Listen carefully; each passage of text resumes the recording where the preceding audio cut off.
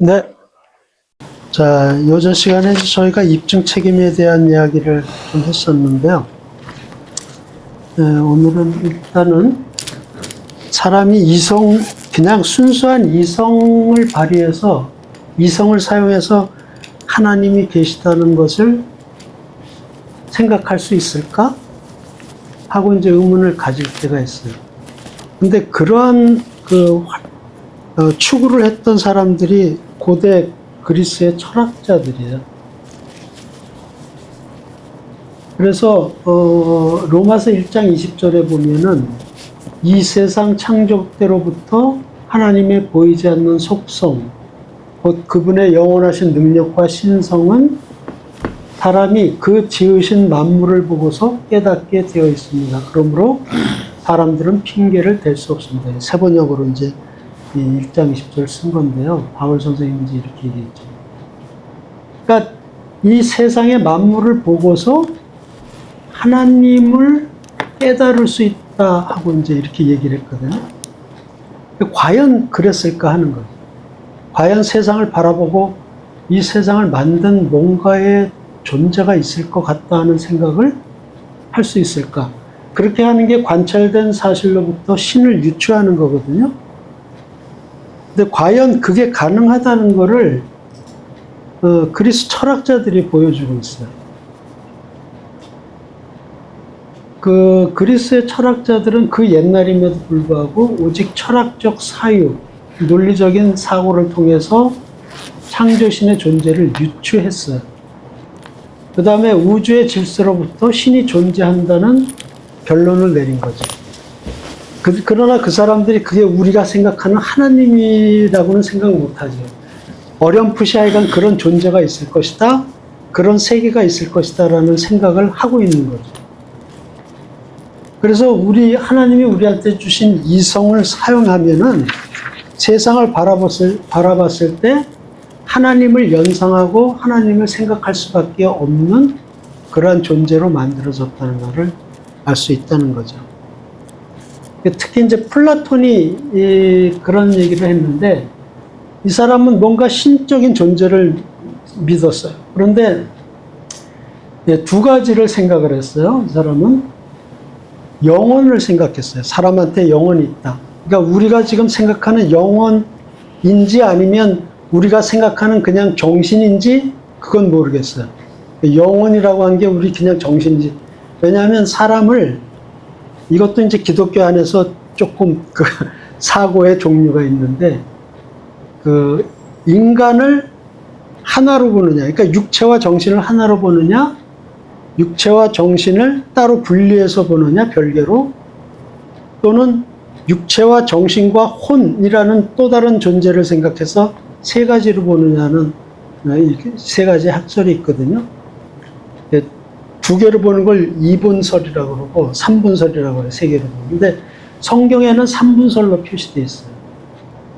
육과 영과 혼, 육과 혼과 영 이렇게 되어 있거든요. 그거를 이제 우리 청년들하고는 한번 나눴는데, 그 3분설을 우리가 어떻게 알 수 있느냐는 거를 이제 1시간을 했었어요. 그거를 할 텐데, 근데 기독교 안의 신학자 중에는 3분설을 찬성하는 사람도 있고 2분설을 찬성하는 사람도 있어요. 근데 신학자임에도 불구하고 1원설, 육체와 정신은 하나다 이렇게 생각하는 사람도 있어요. 이건 되게 무신론자들이 주장하는 건데, 왜냐하면 인간 정신은 뇌 활동이다, 그냥. 뇌에 일어나는 그 뉴런 사이에서 일어나는 화학적 전기 작용에 의해서 나타나는 것이 뿐이지, 육체를 떠나서는 아무것도 아니다. 이게 무신론자 주장하는 이론설이거든요. 근데 신학자임에도 불구하고 그걸 주장하는 사람이 있긴 있어요. 근데 소수인데. 근데 많이는 이분설, 영과 육 두 개로 되어 있다라고 생각하고, 또 많은 신학자들이 영과 혼과 육이다 이렇게 세 가지로 나눴어요. 근데 성경에는 분명히 영과 혼과 육이다 이렇게 나온 경우가 있고, 어떤 때는 이분설인 것처럼 표시되는 경우도 있어요. 약간 헷갈리는데, 신약에는 분명하게 육과 혼과 영 이렇게 되어 있고, 그 3분설 학설에 보면은 분명하게 구분을 해요. 예, 그게 어떻게? 죄송해요. 그 혼이랑 영의 차이가 뭐예요? 그거는 이제 그때 얘기를 하고 싶은데, 네. 쉽게 얘기하면 그거예요. 사람하고 동물하고 똑같은 게 뭐예요? 하드웨어가 있죠? 그 다음에 OS가 있어요. 오퍼레이팅 시스템 있죠? 그게 육과 혼이에요. 그러니까 우리는 컴퓨터 하는 사람이니까 분명히 소프트웨어는 별개라는 걸 알죠. 하드웨어. 소프트웨어가 그냥 생긴 게 아니라 프로그래머가 만들어서 코딩을 해서 소프트웨어가 만들어졌다는 걸 알잖아요. 그러니까 바디하고 혼하고는 별개예요. 그래서 그 혼의 존재를 보고 인간에게 정신이 있다는 걸 보고 이거는 소프트웨어인데 그저 하드웨어로부터 생기는 게 아니다라는 거 우리는 알죠. 프로그래머가 만들어야 생기는 겁니다. 왜? 비물질이거든요.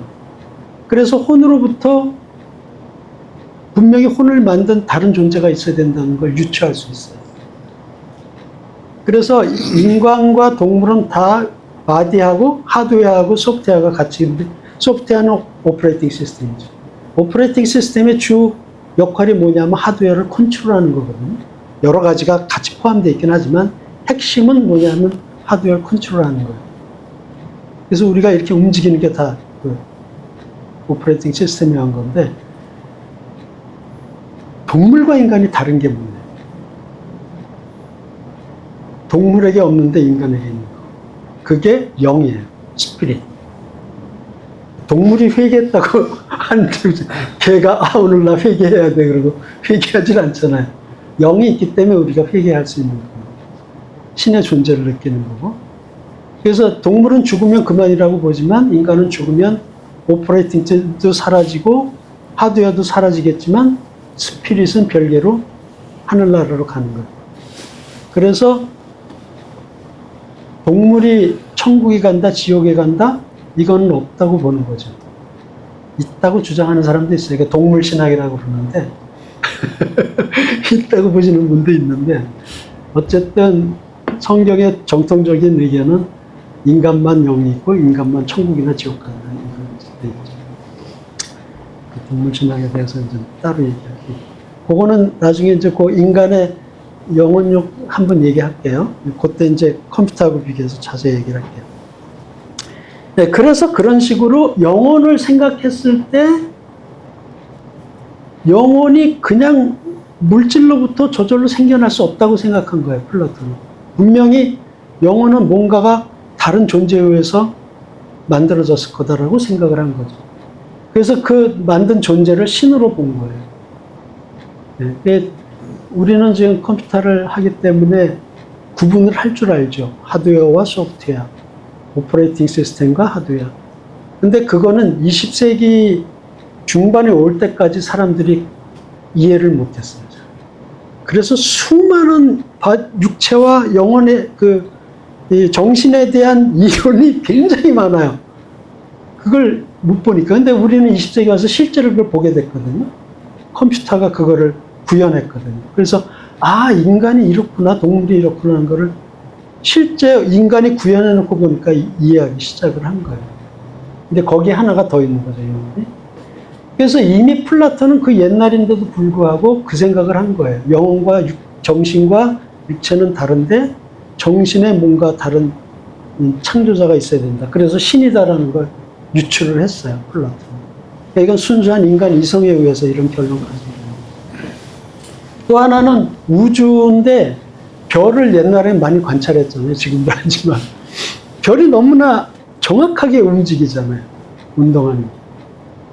그래서 너무나 질서 있게 움직이는 별을 보고 질서라는 거는 그냥 물질에서 나올 수 없다고 생각한 거예요. 모든 질서는 정신으로부터 나와야 된다. 정신이 없이, 왜냐하면 질서를 좀 인텔리전트한 걸로 봤거든요. 그러니까 정신이 없으면 그 질서가 구현되지 않는다 이렇게 본 거죠. 그래서 질서를 부여한 정신, 그것을 신으로 본 거예요.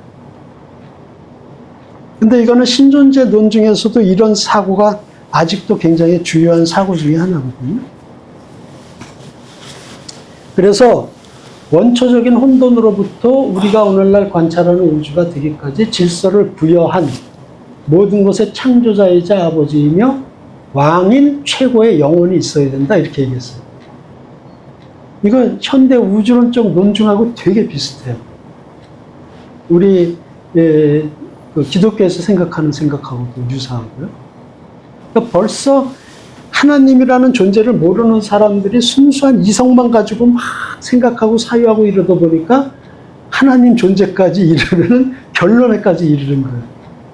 그러니까 바울 선생이 로마서에서 얘기한 만물을 바라보고 하나님을 부인할 수 없다고 한 것을 옛날 사람들이 벌써 하나님을 모르면서도 이런 결론까지 이르는 거죠.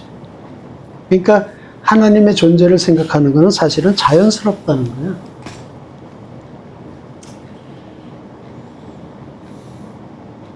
그래서 플라톤은 그 물질이 아닌 세계를 이데아라고 표시를 했는데 뭔가 완전한 세상일 거라고 이렇게 생각을 했어요. 물질적인 것이 변할 수밖에 없는 속성을 가진다면 변하지 않는 뭔가 비물질적인 세계가 있을 것이다. 그런 변함없는 세계, 참된 형식의 세계. 우리는 그저 그걸 모방하는 세계 속에서 살고 있는 것 같다. 그 세계는 완전한데 우리는 완전치 못하지만 비스무리하게 따라가면서 살고 있는 세계입니다. 그래서 정말 진리, 진짜 참된 지식을 얻으려는 것은 그 배후에 있는 진정한 형식을 우리가 알아챈다면은 그 진리를 알게 될 거다. 이렇게 이제 생각을 한 거예요. 그러니까, 그래서 그 진정한 세계를 이데아라고 얘기한 거죠. 그러니까 그런 거예요. 우리가 원을 그리잖아요. 아무리 뭐 엄청나게 기계적으로 정확하게 그려도 사실은 완벽한 원이 아니에요. 이렇게 확대해서 들여다보면 뭔가 굴곡이 있고 완벽한 원이 아닌데 그 완벽한 원이 있는 세계가 이데할 거다. 이제 이런 주장을 한 거죠. 완전한 세계. 그래서 이데아는 현상세계 밖의 세상이며 모든 사물의 원인이자 본질이다. 네, 이제 하나님까지 이르는 거죠. 예, 현상세계의 모든 것들은 낡고 사라지는 것에 반해 이데아는 시간이 흘러도 그 모습은 변치 않으며, 그러니까 영적인 세계는 영원히 변치 않는데 여긴 변한다는 거죠. 그래서 궁극적인 세계는 거기다 그런 거죠. 이게 되게 기독교 냄새가 나요. 여기는 언제고 없어질 거고 사라질 거지만 하나님 영원하고 그 세계는 영원할 것이다. 이게 우리 성경에서 얘기하는 세상이잖아요. 근데 벌써 하나님 모르는 플라톤이 이런 생각을 했다는 거예요. 그래서 순수하게 인간의 이성 가지고 유추를 해볼 때에도 벌써 하나님을 우리가 세상을 보면서 깨달아 알게 된다는 거죠. 그러니까 바울 선생이 로마서 1장 20절에서 얘기했던 게 사실 이렇게 현실에서도 구현이 되고 있다는 거예요. 또 한 사람이 아리스토텔레스죠. 플라톤의 제자인데 이 사람도 비슷한 생각을 했어요. 그리고 유명한 그 원리를 얘기했는데 그게 부동의 원동자예요. unmoved mover라고 그러는데 뭐를 특별히 생각했냐면 별을 보고 움직임을 생각했어요. 무빙한다는 자체를. 그런데 어떤 생각을 했냐면 움직임의 시작이 뭘까를 생각했어요. 뭔가 그냥 움직이기 시작하지 않았을 텐데 움직였다는 것은 뭔가 그 움직이도록 만든 원천적인 힘이 있었을 텐데 그렇기 때문에 움직이지 원천적인 힘이 없다면 그걸 움직이게 만들지 못했을 거다라는 거죠. 그러면 최초의 움직임의 원인이 뭐냐? 그것도 다른 것에 의해서 움직이면 안 돼요. 그거는. 자기는 움직이지 않는 존재면서 다른 걸 움직이게 한 존재. 그걸 부동의 원동자라고 불렀어요. 자기는 unmoved인데 다른 걸 move하게 만든. 그걸 신이라고 생각을 하는 거예요. 그래서 우주의 움직임에는 반드시 원인이 있어야 된다. 별이 움직이는 게 그냥 처음부터 움직였을 리가 없다. 이렇게 생각합니다. 뭔가 움직임을 유발시킨 원인이 있을 거다. 그 원인이 바로 신이다라고 생각을 합니다. 그 원동자가 하나님이지 이런 건 모르죠. 그 사람들은. 그러나 그렇게 유출한 거예요. 움직임만 보고 unmoved mover가 있다. 우리가 모르는. 그분이 우주의 창조자다 이렇게 생각을 한 거죠. 그러니까 가만 놔둬도 인간이 하나님을 유추한다는 거예요. 그래서 우주의 움직임에는 원인이 있어야 된다. 애초에 운동이라는 것이 원인 없이 움직이기 시작했다고 볼 수 없기 때문이다. 그 원인은 모든 운동의 원인이기 때문에 자신은 움직이지 않아야 하고 다른 모든 것에 움직임을 부여하는 존재여야 한다. 그 원인이 바로 신이다. 이렇게 생각을 한 거예요. 이것이 아리스토텔레스의 부동의 원동자라는 신존재 증명의 아주 고대 버전이에요. 근데 이 부동의 원동자 개념을 그대로 차용한 신학자가 토마스 아퀴나스예요. 토마스 아퀴나스가 아리스토텔레스의 부동의 원동자를 그대로 가져와서 5가지의 길이라는 신존재 논증을 펼쳐요. 그 5가지의 길의 논증의 중심이 바로 부동의 원동자예요.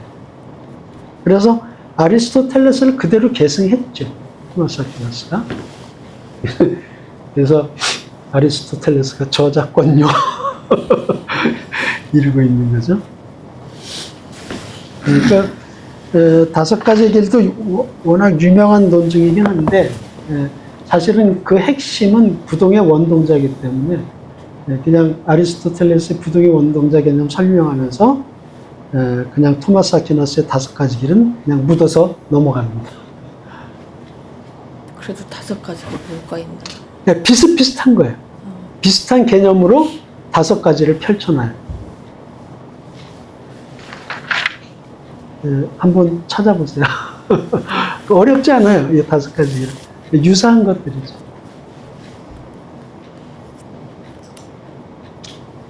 자, 일단 잠깐 동영상, 정리 동영상 보고 그 다음 넘어가겠습니다.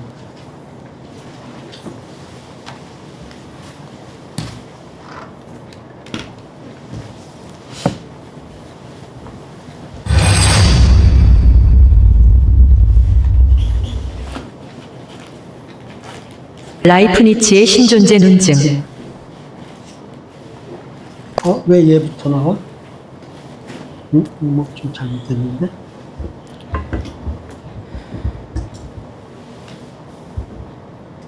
이거 동영상이 뭐가 약간 잘못됐네. 네, 다음으로 넘어가겠습니다.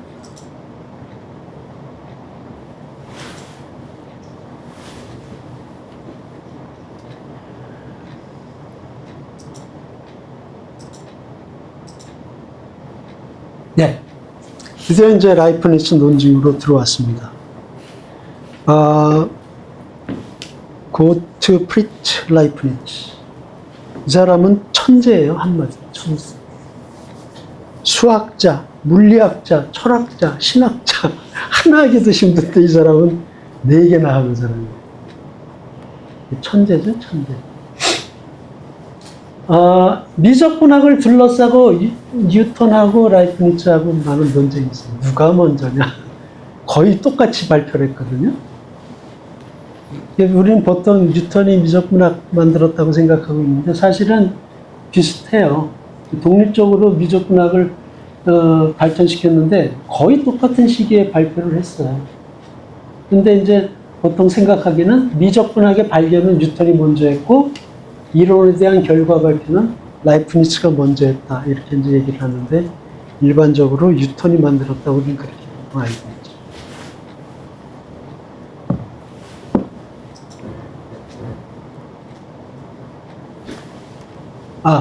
그리고 라이프니츠가 또 창안한 것 중에 이진법이 있어요.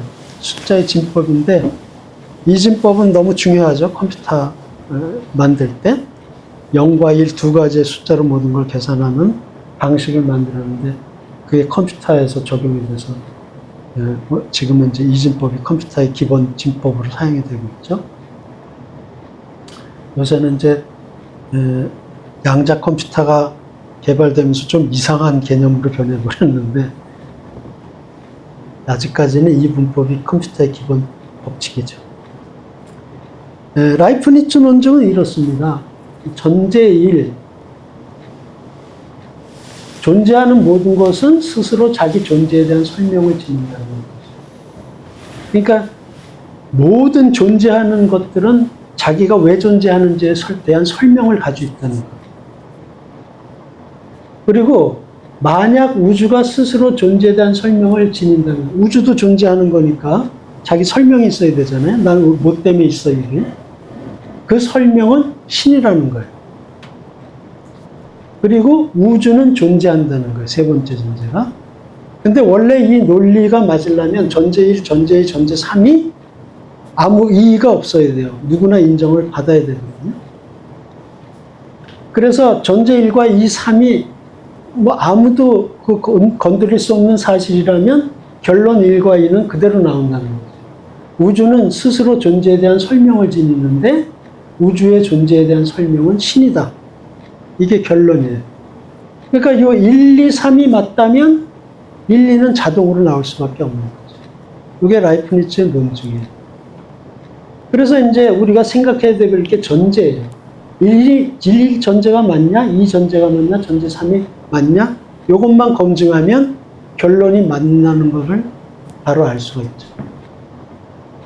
그런데 전제 3은 일단 아무도 부정 못해요. 우주는 존재하잖아요. 이거는 공리죠. 아무도 부정을 못해요. 그러니까 전제 1과 2만 우리가 생각해보면 라이프니츠 논증이 맞냐 안 맞냐고, 맞다면 하나님은 당연히 있다로 결론이 나겠다.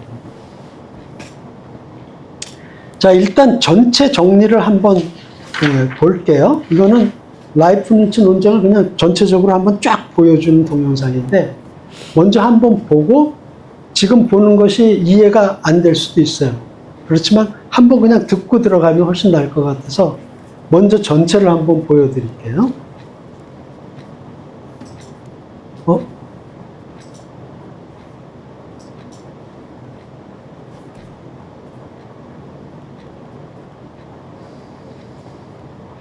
We live in an amazing universe. Have you ever wondered why it exists? Why does anything at all exist? Gottfried Leibniz wrote, "The first question which should rightly be asked is, why is there something rather than nothing?" He came to the conclusion that the explanation is found in God. But is this reasonable? Everything that exists has an explanation of its existence. If the universe has an explanation of its existence, that explanation is God. The universe exists. From these, it follows logically that the explanation of the universe's existence is God. The logic of this argument is airtight.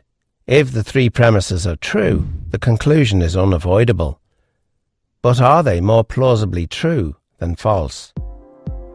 The third premise is undeniable for anyone seeking truth. But what about the first premise?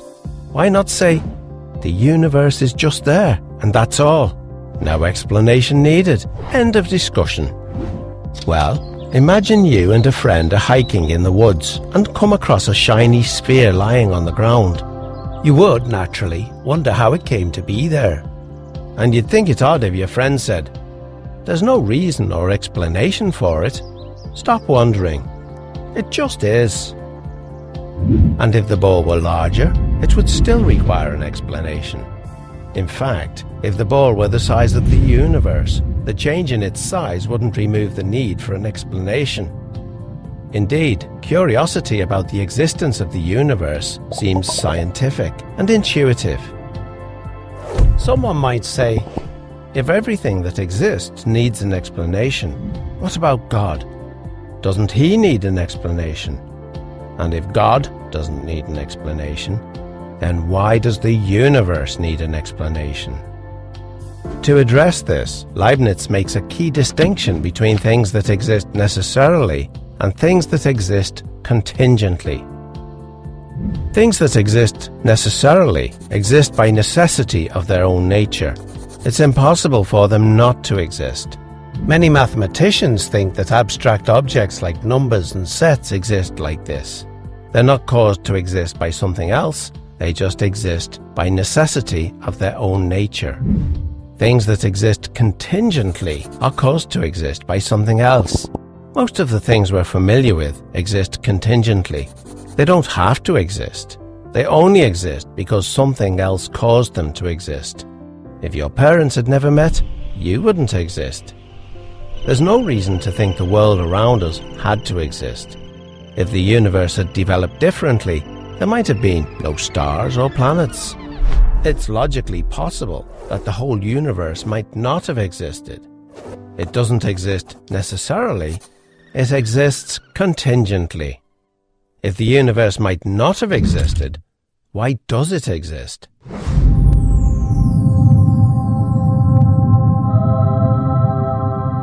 The only adequate explanation for the existence of a contingent universe is that its existence rests on a non-contingent being, something that cannot not exist because of the necessity of its own nature. It would exist no matter what. So, everything that exists has an explanation of its existence, either in the necessity of its own nature or in an external cause. But what about our second premise? Is it reasonable to call the explanation of the universe God? Well, what is the universe? It's all of space-time reality, including all matter and energy. It follows that if the universe has a cause of its existence, that cause cannot be part of the universe. It must be non-physical and immaterial, beyond space and time. The list of entities that could possibly fit this description is fairly short, and abstract objects cannot cause anything. Leibniz's contingency argument shows that the explanation for the existence of the universe can be found only in the existence of God. Or, if you prefer not to use the term God, you may simply call him the extremely powerful, uncaused, necessarily existing, non-contingent, non-physical, immaterial, eternal being who created the entire universe and everything in it.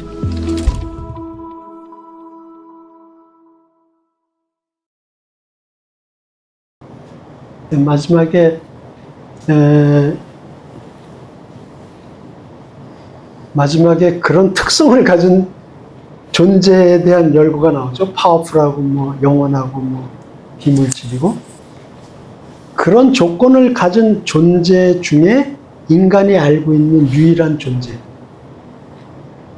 하나님밖에 없어요. 부처도 아니고 힌두교의 신도 아니고, 인간이 알고 있는 모든 신 가운데 저 특성과 맞는 신은 오직 하나님 한 분밖에 안 계세요. 그래서 하나님이 세상을 창조했구나 하는 결론에 이르르는 거죠. 라이프니츠 논증을 통해서. 지금 이제 사실 이거 하나하나 생각해가면서 들어야 되는데 너무 빨리 지나가니까 이해하기가 좀 쉽지 않을 거예요. 근데 그거를 하나씩 이제 전체를 봤으니까 약간씩 살펴볼게요. 전제 1. 존재하는 모든 것은 스스로의 존재에 대한 설명을 드린다. 이게 이제 소위 충족 이유율이라는 건데, 존재하는 모든 것에는 하나님도 포함돼요. 그러니까 보통 그런 질문을 많이 하거든요. 칼럼에 논증할 때도 꼭 나오는 질문이에요. 하나님은 누가 만들었어? 뭐 이런 소리 하잖아요. 무신론자들이. 그렇다면 하나님은 어디서 온 거야? 누가 만들었어? 그런데 그 하나님 존재에 대한 이유를 가지고 계신다는 거예요. 그래서 두 가지 존재의 두 가지 종류를 얘기해요. 어떤 외부 원인에 의해서 존재하는 것이 있고, 우리가 개념을 잘 생각하지 못할 수 있지만 외부의 원인 없이 스스로 존재하는 존재가 있어요. 우리가 알고 있는 것 중에서 두 번째 해당되는 것들이 있어요. 우리는 잘 깨닫지 못하지만, 어떤 외부 원인에 의해서 존재하는 것,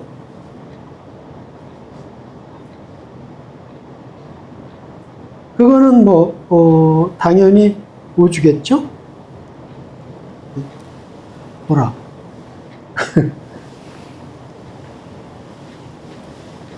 이거는 우연히 존재한다고 우리가 봐요. 왜? 만든 사람이 그냥 그 뜻대로 우연히 만들었어. 우리 쪽에서 봤을 때 우연히 생긴 거예요. 그 만든 존재의 의지에 의해서. 그러니까 우연한 존재라고 보통 얘기해요. 주로 물질적인 거지. 세상 만물 우주. 그래서 만물은, 우주는 외부 원인에 의해서 존재했다고 보는 거죠. 그래서 우주가 존재하게 된 데에서 이제 칼라멘돈 중에서 좀 자세하게 나와요. 그때 이제 좀 자세히 살펴보기로 하고요.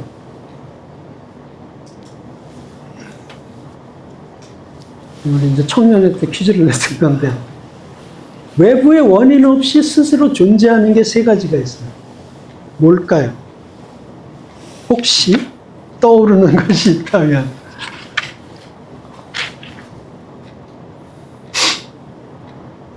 자,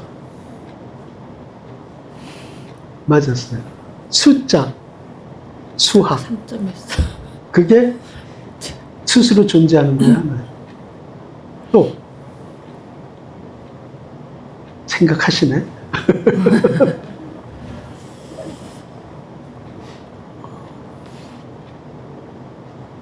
두 가지가 더 있는데 네, 시간이 없으니까 오픈하겠습니다. 논리가 있어요. 논리. 그리고 하나님께서. 예, 인간이 생각할 수 있는 스스로 존재하는 세 가지는 논리와 숫자예요. 이것을 철학적으로는 어떻게 얘기하냐면 필연적으로 존재한다. 내재적 필연성으로 존재한다. 그러니까 그 필연적으로 존재하는 게 내재적으로 이미 가지고 있다는 거예요. 외부에 있는 게 아니라. 그래서 내재적 필연성이라고 표현을 해요. 또 존재가 필연적이다 이렇게 얘기를 하고요. 이제 숫자를 보세요. 1, 2, 3, 4, 5 누가 만드는 게 아니에요. 그냥 존재하는 걸 인간이 발견한 것 뿐이에요. 그게 이제 숫자죠. 수학도 마찬가지예요. 2개 더하기 2개는 4개다. 이거는 누가 만든 게 아니라 그냥 존재하는 걸 인간이 찾아낸 것 뿐이죠. 그래서 만들어진 게 아니다. 원래 있는 거다. 그래서 이 숫자는 필연적 존재자다 이렇게 얘기를 하죠. 철학에서는. 네. 그런데 수학자들은 좀 이상한 생각을 하는 사람들이 많아요. 1 더하기 1이 정말 2일까? 이런 생각하고 또 그때 다른 데서 조금 얘기했는데 우리 그 전에 한번 얘기했었죠? 사과 더하기 뭐 태양은 2냐 뭐 이런 거 그 얘기 했었잖아요. 1 더하기 1은 2다라는 거를 100페이지 논문으로 쓴 러셀도 있다고 그런 얘기 했었죠. 그 다음에 논리예요. A는 B보다 크고 B는 C보다 크다 그러면 A는 C보다 크다라는 걸 A와 C를 대보지 않아도 안다는 거죠. 이렇게 인간의 논리는 만들어진 게 아니라 원래 있다는 거죠. 그래서 우리가 설명할 수 있는 믿음의 인식론에 의해 가지고 믿음을 갖게 됐을 때 그 토대가 되는 것들이 이 논리라고 그랬어요. 이 논리로부터 모든 걸 논리로 따져보니까 아 이걸 믿을 수 있다 믿을 수 있다 이렇게 됐다는 거죠. 그래서 기초적인 믿음이 논리가 됐었다고 설명해 드린 적이 있어요. 그 다음에 이제 숫자도 비물질, 논리도 비물질, 그 다음에 하나님도 비물질적인 존재, 영적인 존재이시니까. 그래서 하나님도 역시 개념적으로는 존재할 수밖에 없는 존재다. 이렇게 보는 거죠. 그런데 이제 라이프니츠는 뭐라고 그랬냐면 존재 이유가 다 있다고 그랬거든요. 그걸 충족 이유율이라고 그래요. Principle of Sufficient Reason이라고. 모든 것에는 존재 이유가 있다. 그런데 여기다가 누굴 포함시켰냐면 하나님도 포함을 시켰어요. 우주나 심지어 하나님도 반드시 왜 존재하는 것에 대한 설명이 있어야만 된다. 그러니까 하나님은 누가 만들었어? 하나님은 어떻게 존재하는 것에 대한 이유가 있다는 거죠. 설명이 있다는 거죠. 근데 그 설명에 우리 인간이 다가갈 수 있느냐는 건 별개의 문제지만 하여간 하나님의 존재 이유까지 라이프니츠는 거론을 한 거예요. 그러니까 그걸 생각하면 우리가 이제 하나님 누가 만들었어 이런 소리 할 때 대답을 해줄 수가 있는 거예요. 사실은 라이프니츠가 굉장히 심각하게 생각한 건 이것이었어요. 왜 아무것도 아니고 뭔가가 왜 존재하는가. 이걸 아주 심각하게 생각했어요. 왜 nothing이 아니고 왜 something이 있는가 하는 거죠. 그래서 뭔가 something이 있기 위해서는 무언가의 충족 이유로 신이 존재해야만 하고 그 신은 다른 충족 이유가 있을 수 없는 제1원인자라는 거죠. 그러니까 모든 것의 원인, 모든 것의 설명, 존재 설명이 되는 첫 번째 존재는 하나님이라는 거죠. 그래, 하나님이 만들었으니까 있지. 하나님이 창조했으니까 있지. 이 설명이 된다는 거죠. 존재 이유의 모든 것의 설명이 하나님이에요. 그래서 제1원인자예요. 최초의 원인자. 최초의 원인으로서 존재해야만 한다. 그러므로 신은 왜 무가 아니고 무언가가 존재하는가? 이 무언가는 이제 우리가 보는 물질이라고 생각할 수 있죠. 우주? 왜 무언가가 존재하는 거에 대한 해답으로 하나님은 반드시 존재할 수밖에 없다.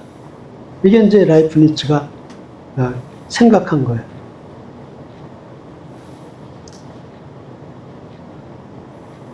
그 무언가의 충족 이유, 즉 존재 이유로 신이 존재해야만 한다. 그 신은 다른 충족 이유가 있을 수 없는 제1원인자, 다시 말해 모든 것의 원인이 되는 최초의 원인으로서 존재해야만 한다. 그러므로 신은 왜 무가 아니고 무언가가 존재하는가에 대한 대답으로 반드시 존재할 수밖에 없다. 이건 우리가 앞에서 변증 4할 때 잠깐 언급했었던 내용인데요. 그러니까 물질의 존재 이유로서 신은, 하나님은 반드시 존재해야만 된다는 게 그 논리적인 사유의 결론이에요. 왜 무가 아니고 무언가가 존재하는가? 그 물음의 충족 이유로는 신이 존재해야만 한다. 반드시. 제1원인자로서. 이게 라이프니츠의 주장의 결론이에요. 첫 번째 결론이죠. 그래서 우주는 외부적 원인에 의해서 존재하는 존재자고 하나님은 외부적 원인 없이 존재하는 존재자라는 거죠. 이 개념이 좀 우리는 쉽지 않아요. 아리송해요. 뭔 소리야? 이렇게 이제 보통, 근데 그걸 약간 쉽게 볼게요.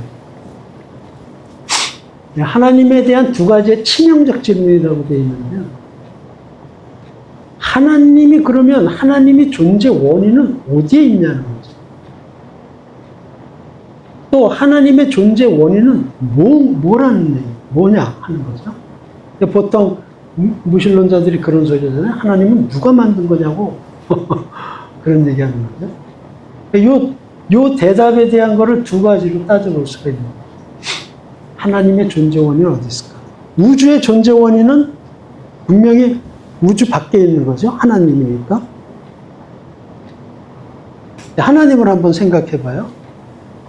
하나님을 누가 만들었다고 생각을 해봐요. 그러면 우주를 만드신 분이 하나님인데 하나님을 누가 다른 존재가 만들었어요. 예를 들면. 그러면 이 순간부터 하나님이 아니죠. 창조된 존재일 뿐이죠. 우주를 만들었다 하더라도. 그럼 이 존재는 또 뭐냐? 그 앞에 이 존재를 만든 또 존재가 있냐? 하는 거죠. 끝없이 가야 돼요. 이렇게 되면. 이거 영원한 회귀라고 불러요. 근데 하나님이라는 존재에 있어도 영원한 회귀는 불가능하다는 거예요. 인간이 생각하는 논리 안에서는. 그리고 만약에 저게 영원부터 오고 있는 거라면 우주가 존재할 수 없다는 거예요. 왜? 아직 영원히 이루고 있어야 되니까 여기까지 도달하지 못한다는 거죠. 그러니까 우주가 존재했다는 거는 영원한 처음이 없다는 거예요. 반드시 중간 어딘가에 원인 없이 존재하는 최초의 존재자가 있어야만 우주가 존재한다는 것.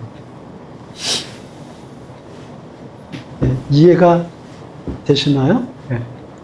이게 이제 처음에 이런 류의 그 논리적 사고가 익숙치 않아서 뭐 멍할 수도 있어요. 그렇지만 가만히 생각해 보면 하나님은 그 앞에 뭔가 원인이 없어야 돼요. 그래야 하나님으로서의 자격을 갖추게 됩니다. 왜냐하면 영원한 회귀는 논리적으로 불가능하기 때문에.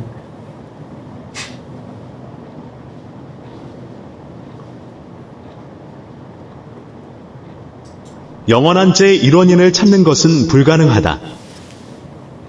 영원한 제1원인이 있다면 우주는 존재할 수 없다. 제1원인으로부터 우주에 결코 도달할 수 없기 때문이다.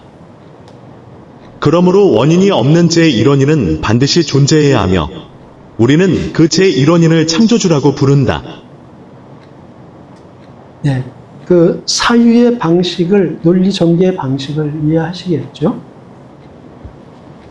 그래서 우주가 존재한다는 것은 어떤 원천적인 원인 없이 스스로 원천이 되는 존재가 반드시 있어야 되고 그 존재가 바로 우리가 생각하는 하나님이다.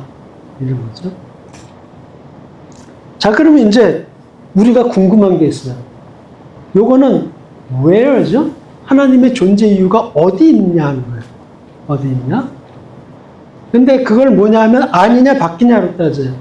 하나님의 존재 이유가 하나님 밖에 있는가 하나님 안에 있는가 하는 거예요. 아까 내재적 필연성이라는 얘기를 했는데 그게 존재 원인이 안에 있다는 거예요. 자기 안에.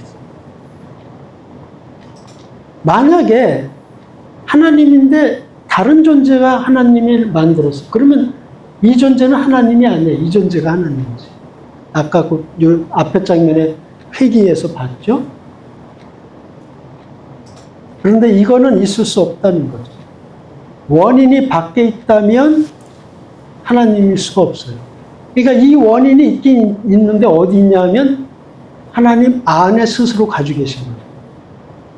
우리 보통 인간이 이 세상에서 경험하는 걸로는 이해하기 좀 어려워요. 그렇지만 아까 숫자, 논리 이런 거 생각하시면 스스로 존재한다는 게 뭔가 어렴풋하죠? 스스로 존재 이유를 갖는다는 게. 하나님도 그런 식이에요. 존재 이유가 밖에 있는 게 아니라 하나님 안에 있다는 거죠.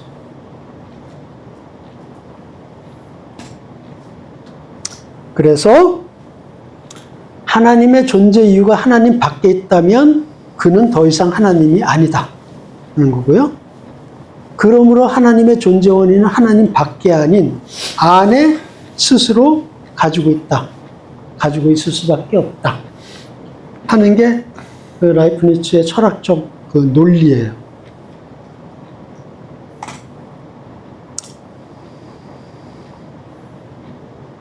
자, 그런데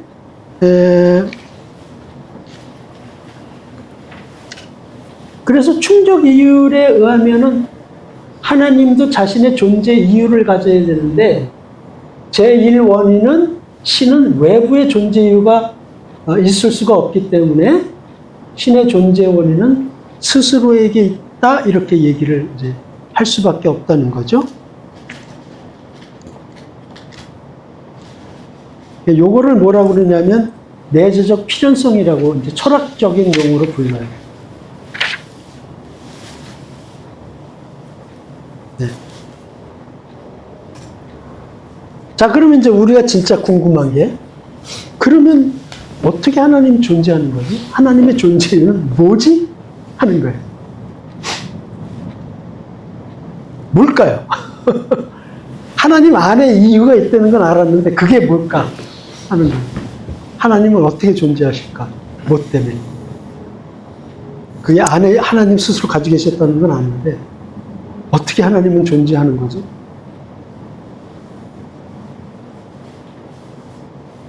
우리 청년들은 익히 이제 대답을 했어요. 정답을 얘기했어요. 뭘까요? 아무도 모르지 않을까요? 맞아요. 그게 정답이에요. 알 수 없다. 그래서 그런 질문하는 사람이 이 질문은 아마 인간이 받을 수 있는 질문 중에 가장 심오한 질문일 거예요. 그런데 가장 바보 같은 질문이 있습니다. 왜? 대답할 수가 없어요. 아무도. 인간 누구도. 제가 상상하기는 우리가 천국에 가도 아마 이걸 모를 것 같아요. 천국에 가서 하나님 어떻게 계신 거예요? 그래도 너는 설명해도 모른다. 그러시네. 아마 천국에 가도 우리는 모를 것 같아요. 이건 뭔지는.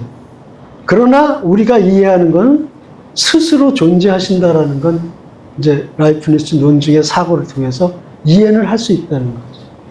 그리고 존재 원인이 밖에 아니라 하나님 안에 스스로 가지고 계신다는 것까지는 우리가 철학적 논리로 이해할 수 있다는 거죠. 그 하나님의 이제 하나님의 존재 이유를 앞에 설명했던 것처럼 얘기를 하면 어떻게 되나요? 지금 존재하는 세상을 존재하게 하기 위해서 존재케 하기 위해서는 아니겠죠. 하나님이 존재하려는 의도를 가지고 계셨을 수도 있고 아닐 수도 있고. 왜냐하면 이미 영적 세계를 만들어 놓으셨으니까 거기에 천사들도 있고 뭐 배반한 악마들도 있고 하지만 이미 그 세상을 만들어 놓으셨는데 뭔가 다른 이유가 있으셔서 물질의 세상을 또 만드셨겠죠. 환경에서 영광 받으시기 위해서. 네, 영광 받으시기 위해서인데 저는 야, 이거 뭔가 천사를 한번 만들어 놓고 보니까 이것들이 엄청난 숫자가 배반을 하고 악마가 되고 귀신 되고 하는 거 보니까 이거 그냥 이런 식으로 만들어서는 안 되겠다. 지구에서 훈련을 한 100년 정도 시켜놓고 그 중에서 온전히 된 애들을 끌어와야 되겠다. 이런 생각하신 거 아닌가 하는 상상을 해요. 그래서 여기는 테스트장인 것 같다. 이런 생각을 제가 가끔 해요.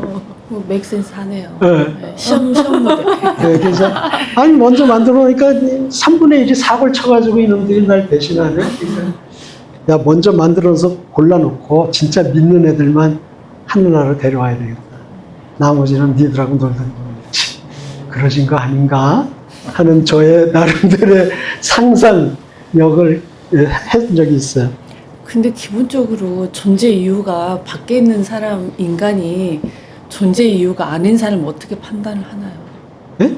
그 존재 이유가 밖에 외부에 있는 존재잖아요, 인간이. 그렇죠. 근데 이제 존재 이유가 그 안에 있는 하나님을 파헤치는 거는 사실 불가능하죠. 불가능한 거죠. 그러니까 존재 원인이 뭔지는 우리가 알 수 없다는 거죠. 그러니까 하나님 누가 만들었냐 하고 물어보면 그러니까 바보 같은 소리 좀 하지 말아라. 이렇게 할 수밖에 없는 거예요. 왜? 물어본다고 답이 되냐? 하는 거죠. 그래서 하나님 안에 있는 존재 이유는 무엇인가? 하나님이 계시다는 논증이 가득하고 추론 단서가 가득한데도 이 질문에 어떤 인간들은 답할 수 없다는 것 때문에 하나님 계시다는 걸 안 믿는 고집불통들이 있다는 거예요. 그러니까 무조건 안 믿겠다는 거예요. 왜? 하나님이 어떻게 존재하는지를 모르기 때문에 안 믿겠다는 거죠.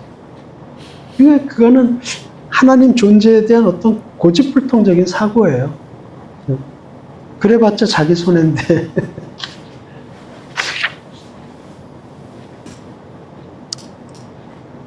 자, 이거는 아시는 분들 많이 있을 것 같아요. 불타는 떨기나무를 이제 모세가 만나죠. 모세가 물어봐요. 내가 그러면 이집트로 가서 우리 이스라엘 백성들 구해올 텐데 그 사람들이 누가 보냈냐 그러면 내가 누구라고 얘기해야 될까요? 하나님 이름을 뭐라 그래야 될까요? 물어봤을 때 하나님이 나는 누구다라고 대답을 하시거든요. 뭐라고 대답하셨을까요? 나는 나단가 뭐 나는 존재하는 자인가? 그 이전에도 스스로, 존재 있고 와요. 이후에도 존재 뭐 그랬던 것 같기도 하고. 자, 뭐라고 그러시는지 한번 동영상으로 보겠습니다.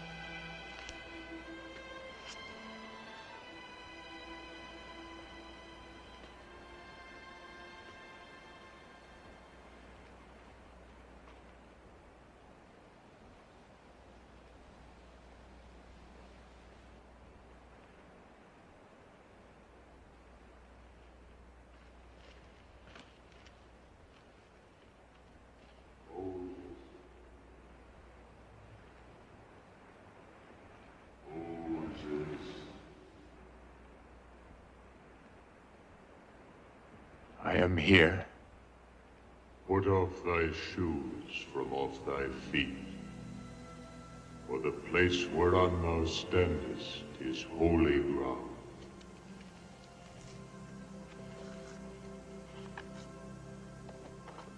I am the God of thy father, the God of Abraham, the God of Isaac, and the God of Jacob. Lord, why do you not hear the cries of their children in the bondage of Egypt? I have surely seen the affliction of my people which are in Egypt, and I have heard their cry by reason of their taskmasters, for I know their sorrows. Therefore I will send thee, Moses, unto Pharaoh, that thou mayest bring my people out of Egypt. Who am I, Lord, that you should send me? How can I lead this people out of bondage? What words can I speak that they will heed? I will teach thee what thou wilt say. When thou hast brought forth the people, they shall serve me upon this mountain. I will put my laws into their hearts, and in their minds will I write them. Now therefore go, and I will be with thee. But if I say to your children that the God of their fathers has sent me, they will ask, what is his name? And how shall I answer them? I am that I am. Thou shalt say, I am hath sent me unto you.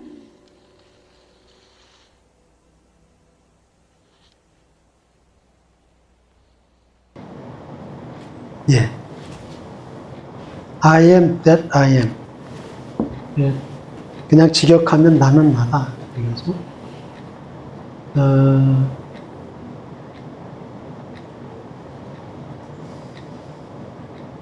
일단 오디오를 들어보겠습니다. 하나님께서 나는 나다라고 선언하신 것은 다른 어떤 설명이나 정의가 필요 없는 존재라는 뜻이다. 나는 내가 누구인지 설명할 필요가 없다고 하는 선언이며 하나님은 누군가에 의해 만들어지지 않은 존재라는 것을 강조하는 것이다. 하나님 자신이 하나님 자신의 충족 이유가 되시는 것이다. 네. 라이프니츠의 충족 이유에 의하면 내재적 필연성을 가지겠다고 스스로 하나님이 말씀하십니다. I am that I am 하는 거는. 근데 이거를 한글 성경에서는 아주 기가 막히게 번역을 했어요. 나는 스스로 있는 자이다. 벌써 저 말 딱 들으면 라이프니츠 논증이 뭘 뜻하는지 아시겠죠? 이유, 존재 이유를 내가 내 안에 가지고 있기 때문에 나는 스스로 존재하는 존재다. 그게 바로 나는 스스로 있는 자이다. 이게 유명한 그 성경 헬라어 원문의 에고 에이미라고 하는 단어죠. 그래서 이 에고 에이미가 아주 유명한 그 단어인데, 원래 이게 이제 에고 에이미가 처음 번역된 거는 이제 그 70인 번역이라고 그래가지고 구약을 헬라어로 번역했던 첫 번째 번역이 70인 번역인데, 거기서부터 이제 에고 에이미라는 단어가 그리스어로 쓰여지기 시작했고요. 그 원래 히브리어로는 에이에 아시에르 에이에 뭐 이런 발음이던데, 네, 그런 뜻인데 그 히브리어로 알려진 게 아니라 보통 헬라어로 알려진 거죠. 네, 에고에임이라고. 그런데 이 에고에이미가 중요한 게 뭐냐면 예수님이 신약에서 에고에이미를 쓰세요. 본인을 얘기할 때. 요한복음에 특히 여러 번 나와요. 요한복음에 보면 그 헬라어, 원래 이제 신약은 헬라어로 써졌으니까. 헬라어 원문에는 예수님이 나는 누구다, 나는 누구다 이렇게 얘기할 때 에고에이미를 쓰세요. 에고에이미. 한 6번 나오는 것 같은데. 7번 나오나요? 네. 그래서 하나님과 예수님은 동일하다. 삼위일체의 교리가 여기서부터 나온다고 볼 수가 있죠.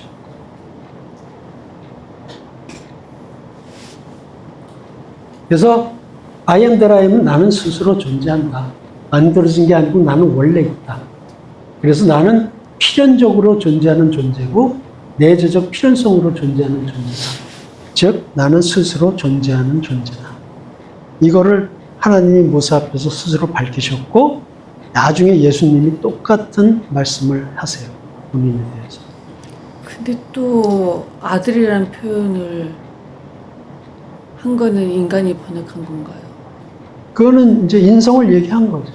육체의 몸을 입고 성육신 하셨으니까 인간의 모습으로 와 있는 상태를 아들이라고 부르신 거죠. 굳이 꼭 아들이라고 더 헷갈리게. 근데 그냥 육신의 몸을 입고 왔다. 그런데 영이. 글쎄요. 근데 아마 그 표현이 제일 좋으셨던가 보죠. 아들 하는 게. 그렇게 따지면은 이제 이게 이제 존재 이유가 외부에서 오게 된 거잖아요. 물론 그거는 그 인간으로 생각했을 땐 당연히 그렇죠. 성령에 의해서 잉태됐으니까 인간의 몸을 입게 된 거는 성령에 의해서 잉태된 거예요. 외부의 원인이 있는 거지만 원래 예수님의 본성은 인성이 아니라 신성이시기 때문에 원래는 원인이 없이 존재하시는 거죠. 삼위일체 하나님으로서 존재하시는 거죠. 그러니까 내 아들을 내게 보내노라 했을 때 그게 아들이 굳이 아들이라고 표현해서 헷갈리게. 근데 원래 메시아에 대한 개념을 그런 개념으로 가지고 있지 않았나요? 히브리인들이? 뭐 친구로 보낸다, 뭐 이것도 아닐 거고. 또 예언자로 보낸다 그러면 그건 예언자니까 그건 완전히 인간일 거고. 선지자로 보낸다도 그렇고. 그러니까 신성을 가진 존재로 보낸다면은 아들이라는 표현을 쓸 수밖에 없지 않았을까? 싶은 생각이 드는데요. 아니면 그것도 아니고 내가 너희한테 직접 가리라. 네. 아니 그런 말씀 하긴 하시죠. 그것 때문에 십자가에 달리시잖아요. 내가 그다 이런 소리를 하니까 신성모독이다 그러고 죽여야 된다. 결국은 그렇게 되셨지만 진실을 말씀하신 거죠. 사실. 그 말씀을 안 하실 수는 없죠. 사실 오셔서. 그러면 그냥 인간으로 끝나버리기 때문에 하나님과 본질은 동등하다는 걸 말씀 안 하실 수는 없죠. 죽더라도 원래 죽기 위해서 오신 거니까 뭐 그 말씀을 하시는 거죠. 결국 에이미는 I am이라는 거, 나는 뭐뭐이다. 나는 양의 문이다. 나는 선한 목자다. 나는 그렇게 이제 예수님께서 당시 얘기하시는데 다른 이제 복음서에서 주로 하시는 얘기는 나는 사람의 아들이다라고 말씀하셨어요. 인자. 근데 그 나는 사람의 아들이라라는 그 용어는 또 구약의 예언서에 그렇게 또 표현되어 있거든요.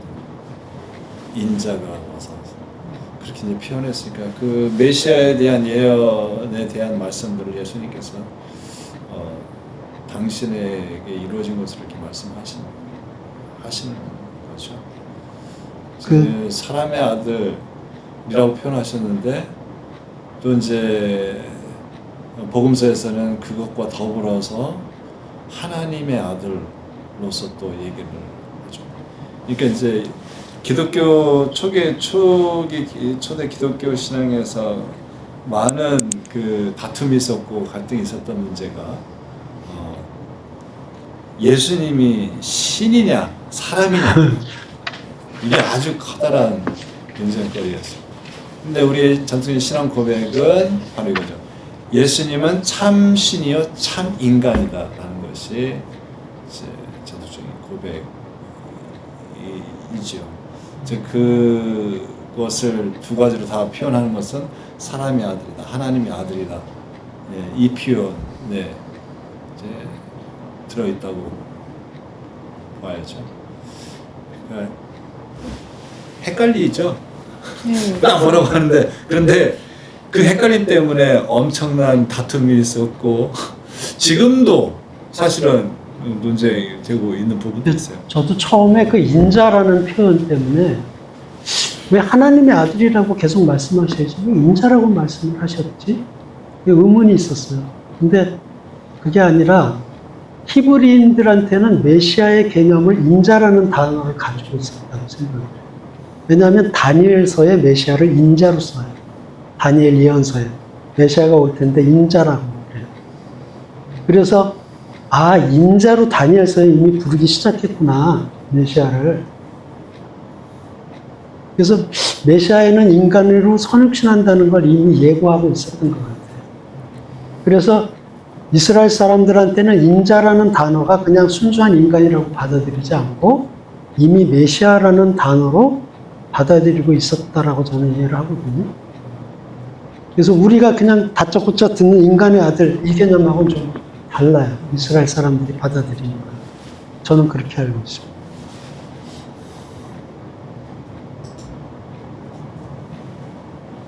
자, 그래서 신존재에 대한 설명은 무엇인가? 그래서 그 얘기를 이제 라이프니츠가 이렇게 얘기한 거예요. 우연히 존재하는 우주와는 달리 신은 필연적인 존재자다. 그는 자신 속에서 자신의 존재에 대한 이유를 포함하고 있다. 무언가가 존재하는 한 그의 비존재는 논리적으로 불가능하다. 그러니까 세상이 존재하는 한에는 하나님의 존재를 부인할 수가 없다는 거죠. 논리적으로. 반드시 있어야 되고 하나님은 그 이유를 스스로 가질 수밖에 없다. 이게 이제 신존재 논증이에요, 라이프니츠. 그래서 이제 최종적으로 이렇게 얘기를 했어요. 우주는 신 때문에 존재했고 신은 신 자신 때문에 존재했다. 한마디로 함축적으로 얘기하면 이 얘기예요. 우주는 하나님이 만드셨고 하나님은 스스로 존재하십니다. 그게 결국은 인간의 논리로 할 수 있는 결론이라는 거죠. 어쩔 수 없이. 이 기독교 철학자인데요, 스윈번이라고. 이 사람은 아주 그냥 심플하게 얘기했어요. 야, 굳이 그렇게 안 따질 때 하는 거예요. 충족 이유를 굳이 찾지 않더라도 세상이 존재한다는 건 생각하면 그건 당연히 신으로밖에 설명이 안 돼, 존재 이유. 처음에 우리가 플라톤이 이데아를 생각하면서 세상의 원인은 뭔가 신이 있을 것이다라는 그 생각을 보통 인간의 논리는 할 수밖에 없다는 거죠. 스윈번이 그 얘기하는 거예요. 라이프니츠의 복잡한 충족 이유를 안 따져도 그렇게 생각할 수밖에 없다, 인간은. 네, 그 얘기를 하는 거죠.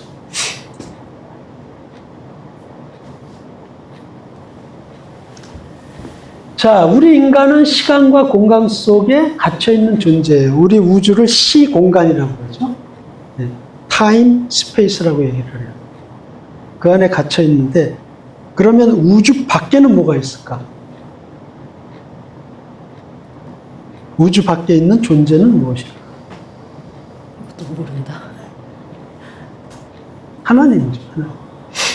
우주를 만드셨으니까 우주 안에 갇혀 계실 수는 없어요. 만든 사람이. 그 밖에 계셔야 됐어요. 그러니까 우주 밖에 있는 존재는 하나님이에요. 물리적으로 우주 밖은 뭘까요? 우리 얘기 한번 한 적 있던 것 같은데? 몰라요. 그게 공간인지 진공인지 아니면 어떤 물질로 채워져 있는 건지 몰라요. 우리. 우주 밖을 나가본 적이 없으니까. 4차원의 세계, 5차원의 세계. 5차원인지 7차원인지 10차원인지 몰라요.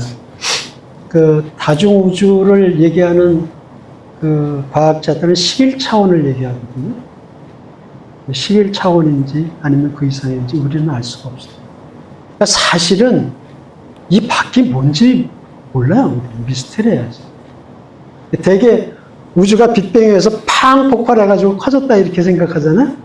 그럼 뭔가 공간이 있었을 거니까 그 안에서 터졌을 거 아니냐 이렇게 생각하는데 그게 아니라는 거죠. 그 우주의 밖이 뭔지 모르는 상태에서 우주가 생긴 거예요. 그냥. 현재까지 알고 있는 것은 그거밖에 없어요.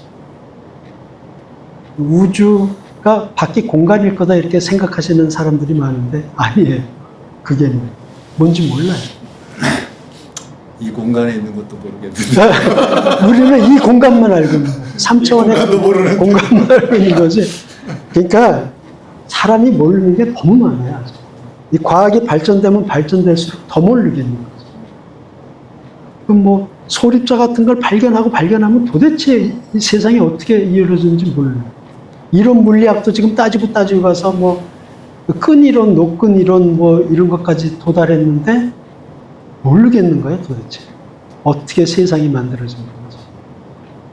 그러니까 하나님의 능력을 사실은 가늠하기가 어려워요. 하나님의 지혜가 끝없다라는 거를 과학이 발전되면 발전될수록 우리 크리스천은 느낄 수밖에 없는 거죠. 그런데 하나님의 존재를 인정하지 않으려고 하는 무신론자들은 여전히 발악을 하고 있는데요. 그 앞에서도 얘기했는데 유물론 사상에 갇혀가지고 자꾸 그 안에서 하나님을 판단하려고 그래요. 그러니까 인간은 시공간 외적인 존재인 하나님을 시공간 개념으로, 물질 개념으로 자꾸 이해하고 판단하려는 오류를 범하고 있어요. 그러니까 신존재에 대해서 사고의 출발 자체가 잘못됐는데 그거를 몰라요. 가르쳐줘도 이해하는 사람은 있는데 이해 안 하려고 그러는 사람이 또 많아요.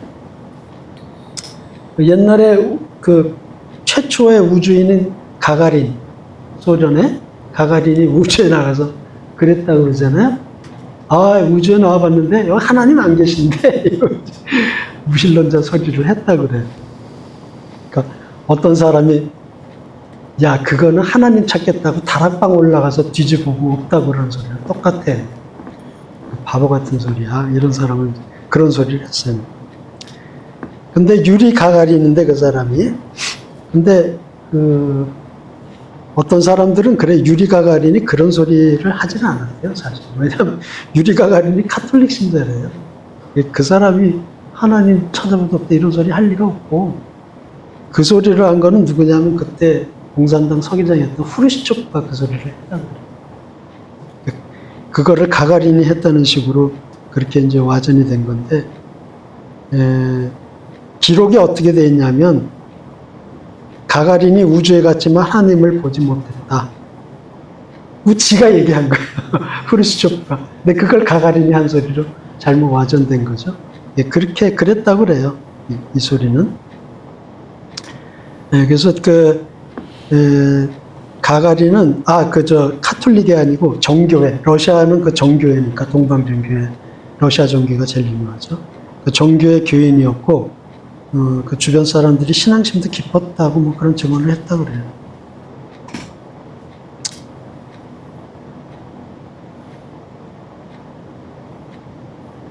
그래서 우리가 우주를 시공간이라고 부르는 거는 시간 개념이 이제 때문에 그런 건데, 그 성 어거스틴한테, 아우구스티누스한테 어떤 사람이 물어봤어요. 우주 전에는 뭐가 있었습니까? 그랬더니 뭐라고 대답했냐면 전이라는 개념이 없어. 그렇게 얘기를 했어요. 왜냐하면 우주가 생기면서 시간이 생겼기 때문에. 그때부터 전과 후라는 개념이 있지, 우주 생기기 전에는 전후의 개념이 없었다는 거예요. 시간 개념이.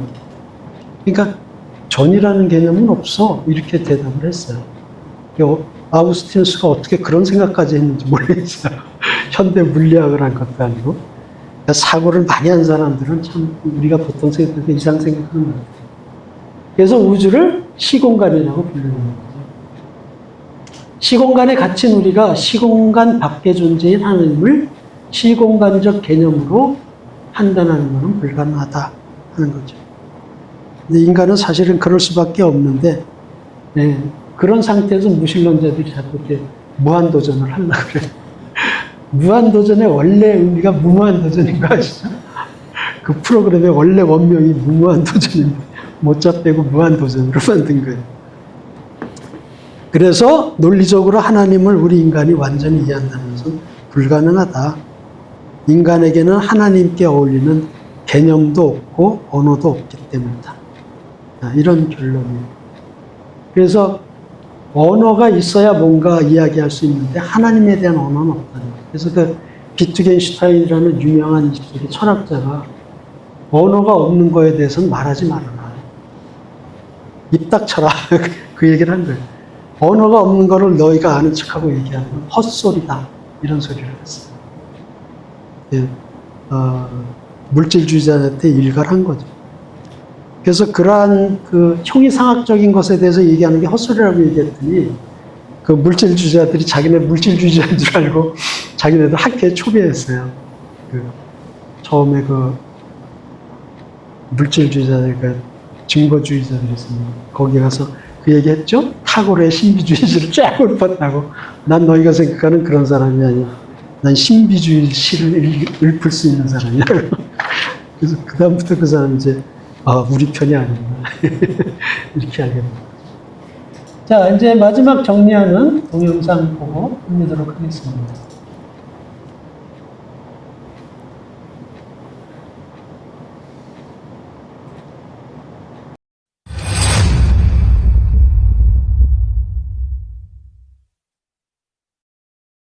라이프니츠의 신존재 논증. 고트프리트 빌헬름 라이프니츠는 17세기 독일의 수학자이자 철학자였습니다. 그는 뉴턴과 동시에 미적분학을 창시한 것으로 알려져 있으며 사실 뉴턴이 먼저인지 라이프니츠가 먼저인지는 명확치 않습니다. 라이프니츠는 또한 철학자로서 명성을 날렸는데 그의 신존재 논증은 오늘날에도 매우 중요한 논증으로 자리 잡고 있습니다. 특히 충족이유율이라 불리우는 원리는 논증의 핵심 원리로 하나님 존재에 대한 설명까지 포함하는 매우 중요한 원리입니다. 전제 1. 존재하는 모든 것은 스스로의 존재에 대한 설명을 지닌다. 전제 2. 만약 우주가 스스로의 존재에 대한 설명을 지닌다면 그 설명은 신이다. 전제 3. 우주는 존재한다. 결론 1. 우주는 스스로의 존재에 대한 설명을 지닌다. 결론 1은 전제 1과 전제 3의 결합으로 도출됩니다. 결론 2.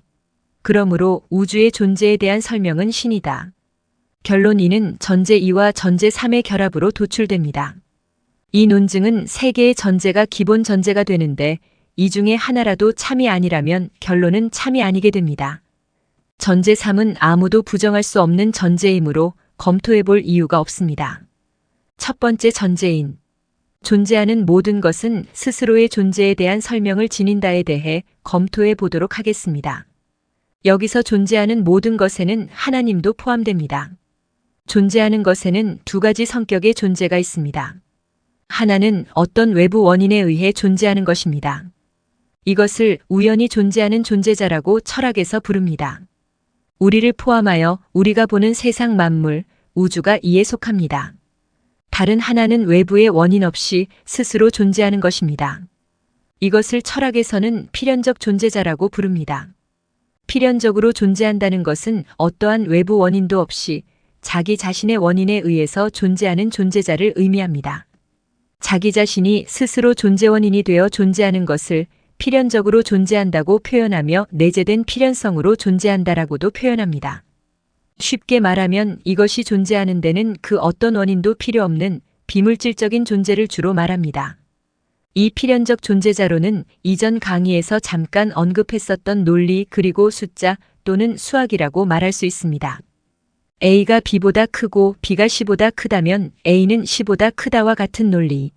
그리고 하나, 둘, 셋 하는 숫자들을 말하며 2 더하기 2는 4 같은 수학을 말합니다. 논리나 숫자는 어떤 외부적 원인, 즉 누가 만든 것도 아니고 그냥 필연적으로 존재할 수밖에 없는 존재입니다. 이렇게 필연적으로 존재하는 것들은 물질적인 것이 아니기 때문에 형이하학이 아닌 형이상학적 필연성을 가진다고 말하는 것입니다. 그리고 물질이 아닌 창조주 신이 바로 이 필연적 존재에 해당합니다. 라이프니츠는 이렇게 필연적 존재이든 우연적 존재이든 모든 것에는 존재 이유가 있다고 했으며 이것을 충족이유율이라는 이름의 원리로 정립을 했습니다. 이 충족이유율이 앞에서 말한 전제일에 대한 설명이 되는 것입니다. 즉, 모든 존재는 존재 이유가 있다는 것입니다. 그렇다면 신의 존재 원인은 무엇이 되는 걸까요? 이 문제는 흔히들 무신론자들이 시도 때도 없이 질문하는 하나님은 그럼 누가 만들었냐라는 질문으로 대표될 수 있습니다. 이 질문은 아마도 인간이 할 수 있는 가장 심오한 질문이면서 답 없는 하나만한 가장 우매한 질문일 것입니다. 창조주 신이 모든 존재의 최초 원인이라면 신의 존재에 대해서는 어떤 다른 원인도 있을 수 없습니다.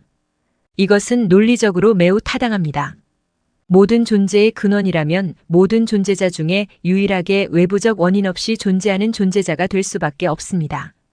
그래서 라이프니츠는 충족 이유율이 창조주 신에게까지 적용시키는 원리가 되기 위해서는 신조차 원인을 가져야 하는데 신은 원인을 외부에서 찾을 수 없으므로 그 원인이 필연적으로 신 자체 내에 있다고 표현할 수밖에 없었습니다. 이것이 앞에서 말한 내재적 필연성이라는 것입니다. 이것이 바로 구약성서 출애굽기 3장 14절에서 하나님 자신을 가리켜 나는 스스로 있는 자다라고 하신 의미입니다. 영어로는 I am who I am 또는 I am that I am이며 히브리어로 에고 에임이라는 표현입니다.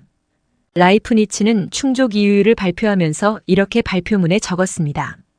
이 충족 이유율의 원리가 정해지면 우리가 제기할 권리가 있는 첫 번째 질문은 왜 무가 아니고 무언가 존재하는가일 것이다. 라이프니츠는 왜 무가 아니고 무언가가 존재하는가라는 질문의 답을 깊이 생각했습니다. 라이프니츠는 그가 무언가라고 표현한 것, 즉 우주라는 존재의 충족 이유로는 필연적으로 원인자인 신이 존재해야만 하고 신은 다른 충족 이유가 있을 수 없는 제일 원인자로서 스스로 충족 원인이 되는 형이상학적 필연자로 존재하여야만 한다고 결론을 내렸습니다. 라이프니츠는 왜 무가 아니고 무언가, 즉 왜 우주가 존재하는가에 대한 대답으로 반드시 이 우주 존재의 충족 이유로서 신이 존재할 수밖에 없는 것이라고 설명했습니다. 이것은 잠시 뒤에 살펴볼 전제2. 만약 우주가 스스로의 존재에 대한 설명을 지닌다면 그 설명은 신이다로 연결됩니다. 결국 라이프니츠의 주장은 논리적으로 우주는 신 때문에 존재하고 신은 신 자신 때문에 존재한다는 것입니다. 이것은 경험적으로나 실증적으로 신의 존재를 주장하는 것이 아니라 논리적으로 그럴 수밖에 없다는 논리의 결론인 것입니다. 이것은 하나님은 누가 만들었나와 같은 무지한 무신론자의 질문에 대한 지적인 대답입니다. 영국 옥스포드 대학의 철학 교수이자 저명한 기독교 철학자인 리처드 스윈번은 이렇게 말하고 있습니다. 우리는 결국 궁극적으로 어떤 우연한 존재의 맹목적인 존재로 나아가야 한다. 이러한 존재는 그 자신의 존재를 설명하지 않는다. 그러나 그 존재는 모든 다른 것의 존재를 설명할 것이다. 하나님의 존재야말로 절대자 이외의 맹목적인 사물들이 왜 존재하는지에 대한 최고의 설명이다.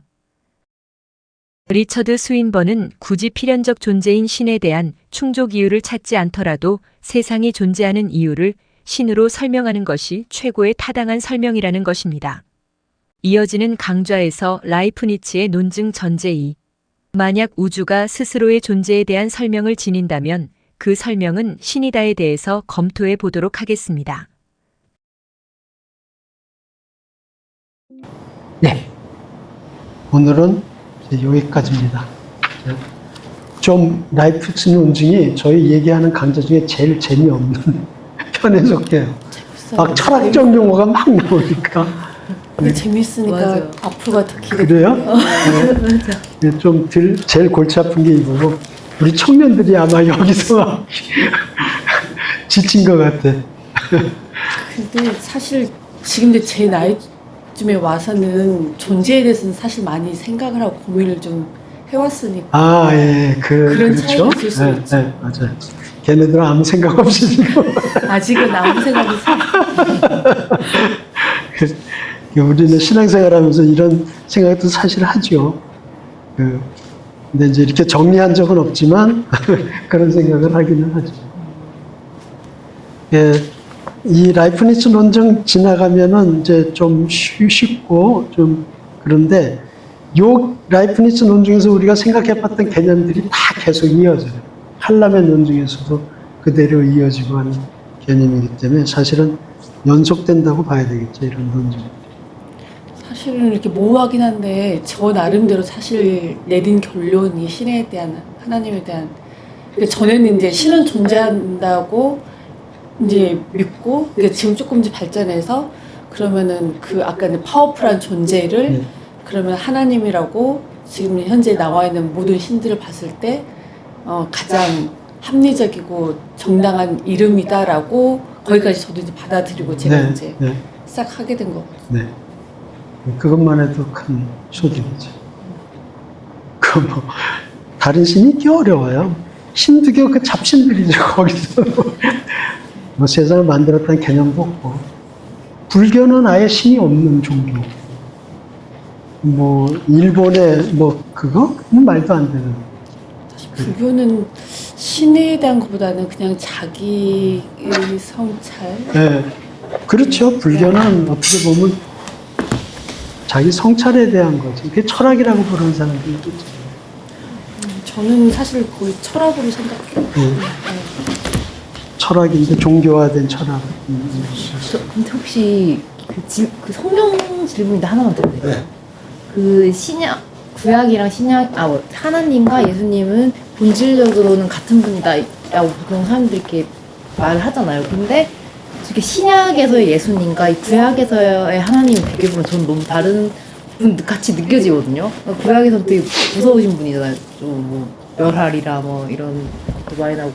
그래서 저는 찾아봤는데 설명을 읽어도 별로 와닿지가 않더라고요. 이 설명이 혹시 이거 어떻게 받아들여야 될까요? 그것 때문에 이단 논쟁이나 뭐 초대교회에도 많은 문제들이 있었는데, 좀 더 그냥 쉽게 얘기를 드리자면, 구약에 쓰여지는 하나님에 대해서 그 이스라엘 백성들이 하나님을 체험하고 하나님을 경험하고 이제 하나님에 대해서 쓰잖아요. 이제 그 하나님에 대해서 이제 사람들이 이런저런 생각을 가지고 있었어요. 지금 뭐 그런 뭐 구약에도 분명히 하나님은 사랑의 하나님이고 인자의 하나님인 것도 나오지만, 질투하는 하나님, 심판의 하나님, 그리고 그래서 두렵고 무서운 하나님, 전쟁의 신, 이제 이런 개념들을 가지고 있었죠. 근데 우리는 기독교잖아요. 여전히 이런 하나님을 진짜 하나님으로 섬기는 유대교도 있고 이슬람교도 그런 하나님이 있고. 근데 우리는 예수님을 하나님이라고 고백을 하면서 하나님을 온전히 인식할 수 있는 실체로서 예수님께서 그 하나님을 보여주셨고 알려주셨다고 믿고 따르잖아요. 그걸 보다 더 간단하게 얘기하면, 구약의 사람들이 잘못 인식하고 오해하고 있던 하나님을 예수님께서 온전하게 보여주셨다는 거죠. 네. 그러니까 우리는 구약을 볼 때 그냥 구약 그 차를 보는 게 아니라 예수 그리스도를 통해서 구약의 하나님을 보는 거죠. 그래야 온전한 하나님을 우리가 볼 수 있다는 거죠. 그게 이제 기독교의 신앙인 거죠. 그래서 예수님께서도 왔을 때 율법, 그 당시에도 율법학자, 구약에 통달한 사람들이 있잖아요. 바리새인들이나 율법학자들이나.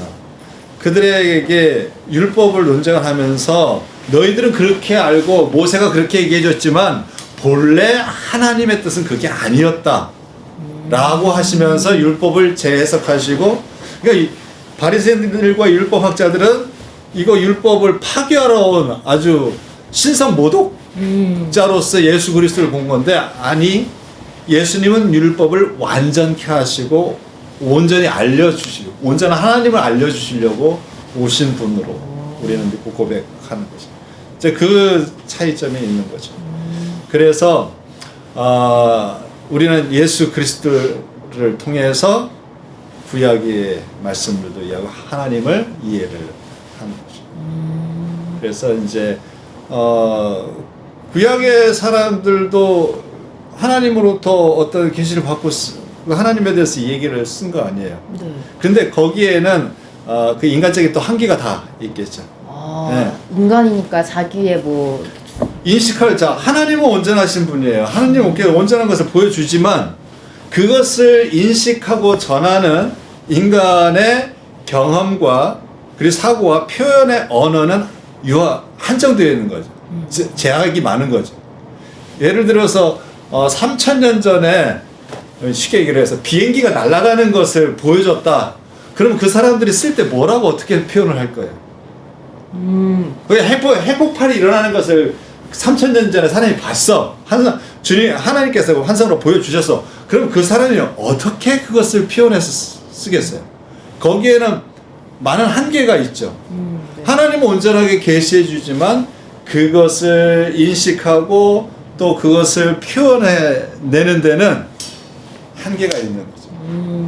이제 좀 더 쉽게 설명은 그렇게 이해를 하면 예. 그래서 신약을 통해서 예수 그리스도를 통해서 우리는 더 하나님을 발견하는 거죠.